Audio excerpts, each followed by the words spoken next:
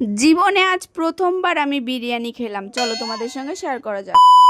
নমস্কার সবাইকে, আমি বিপাশা। তোমরা সবাই কেমন আছো অবশ্যই কমেন্ট করে জানাবে। বাড়ি থেকে বেরিয়েই দেখতে পাচ্ছিলাম যে কত সুন্দর প্যান্ডেল হয়েছে আর কতগুলো খাবারের দোকান বসেছে, মানে মেলার মতন পুরো বসে গেছে। তারপরে আমি চলে এসেছিলাম রেস্টুরেন্টে। হ্যাঁ, প্রথমবার বিরিয়ানি খাওয়ার জন্য কেমন খেতে আজকে জানতে পারবো, কোনোদিনও খাইনি তো এর জন্য। রেস্টুরেন্টে ঢোকার পরে দেখো দৃশ্যটা কিছুটা এরকম ছিল। আমার তো এই রেস্টুরেন্টটা খুবই ভালো লাগে আর সুন্দর ফাঁকা ছিল, এর জন্য আরও ভালো লাগছিল।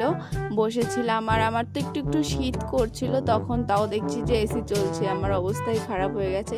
আমি তো আগে থেকেই জানি যে আমি বিরিয়ানি খেতে এসেছি, তাও একটু নাটক করে আমি একটুখানি কি বলে এটাকে, এটা কি হয়তো মেনু কার্ড বলে। হ্যাঁ, আমি একটু ঢং করে মেনু কার্ডটা পড়ে নিচ্ছিলাম, যদিও বা আমি আগে থেকেই জানতাম যে আমি বিরিয়ানি খেতে এসেছি, আমি বিরিয়ানি খাবো। আর আমি হাত ধুতে গিয়েছিলাম, যে আমি হাত দিয়ে খেতেই বেশি কমফোর্টেবল ফিল করি, এর জন্য আমি হাত ধুতে গেছিলাম।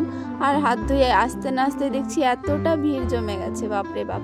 তারপরে চলে এসছে আমার বিরিয়ানি, আর সেটা আমি আমার থালাতে ট্রান্সফার করে নিচ্ছিলাম। তারপরে হ্যাঁ, সেই ঐতিহাসিক মুহূর্ত, প্রথমবার বিরিয়ানি ট্রাই করছি গাইস। এই যে আমি খেয়ে নিলাম, বেশ ভালো খেতে।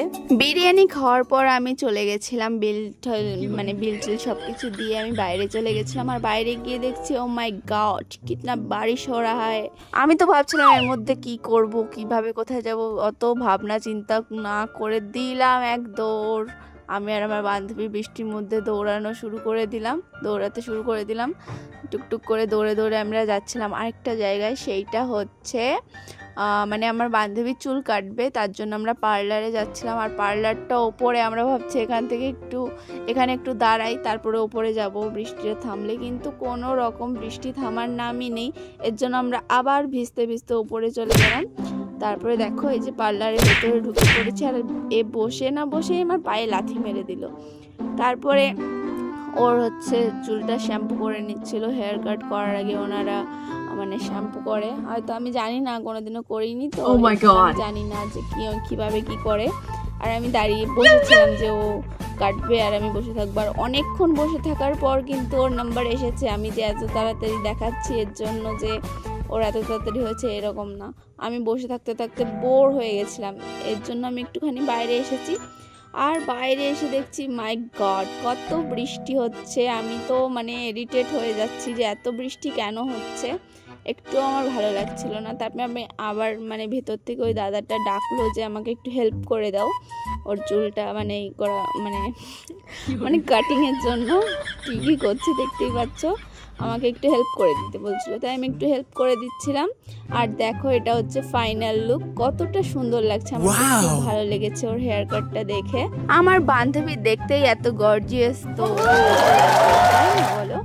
তারপরে ওর কাটিং করার পর আমরা বাইরে বেরিয়ে দেখছি যে লোকজন ঠাকুর দেখতে বেরিয়ে পড়েছে, আর আমি আর আমার বান্ধবী গান গাইতে গাইতে মেলার মধ্যে দিয়ে ঘুরছিলাম। তারপর ঘুরতে ঘুরতে ও একটুখানি ক্যাটরিনা কাইফের মতন হাঁটছিল চুলগুলো খুলে দিয়ে। হ্যাঁ, ও কেটেছে চুলগুলো, এর জন্য একটু ক্যালি মারছিল আর কি। তারপরে আমরা চলে এসেছিলাম ঘুগনি খাওয়ার জন্য। বাই দ্য ওয়ে আমার বান্ধবী খাওয়াচ্ছে কিন্তু। হ্যাঁ, তারপরে চলে এসেছিলাম ফুচকা খাওয়ার জন্য। আর এই কাকুর ফুচকা আমার এত ভালো লাগে, কিন্তু পরপর আমি 2 দিন ফুচকা খেতে আসলাম, বাট কাকু এই 2 দিনই না নরম নরম ফুচকা দিয়েছে, এর জন্য একটু খারাপ লেগেছে। তারপরে ওর বাড়ির জন্য মিষ্টি কিনবে, এর জন্য মিষ্টির দোকানে গেছিলাম। আর মিষ্টির দোকানের কাকু আমাদের এই 2টো মিষ্টি খেতে দিল। আমরা এই আর কি মারছিলাম যে আমাদের মিষ্টি খেতে দাও, তারপর উনি সত্যি সত্যিই দিয়ে দিল, এই যে এই কাকু। তো বন্ধুরা, আজকের ভিডিওটা এই পর্যন্তই, দেখা হচ্ছে অন্য কোনো একটা ভিডিওতে। টাটা।